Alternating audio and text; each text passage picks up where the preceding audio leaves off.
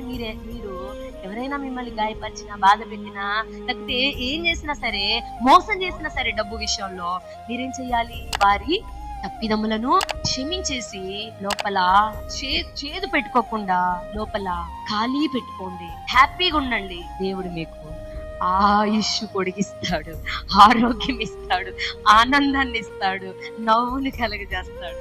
నిజం, నేను అది ఎక్స్పీరియన్స్ చేశా. అని చెప్తున్నా. ఏడ్చి అని ఎందుకు బాధపడాలి, ఎందుకు ఇచ్చారపడాలి, ఎందుకు ముఖం ఇంత అయిపోవాలి? హల్లెలూయా. ఆయన ఉన్నాడుగా చూసుకోవడానికి. ఆయన ఉన్నాడు. మనం ఎవరివి? ఆయన మన తండ్రి ఉన్నాడు. అన్ని ఆయనకు అప్పగిచ్చేయండి. హల్లెలూయా. నా ప్రియమైన దేవుని ప్రజలారా, దేవుడు మనతో చెప్తున్న మాట, నేను క్షమించేశాను. మీరు కూడా మిమ్మల్ని ఎవరెవరు బాధ పెట్టారో, మోసం చేశారో, తిట్టారో, ఉమ్మేశారో, హింసించారో అందరినీ కూడా మీరేం చేయాలి? ఇప్పుడు గట్టిగా క్షమించేద్దామా? హల్లెలూయా. క్షమించాలి.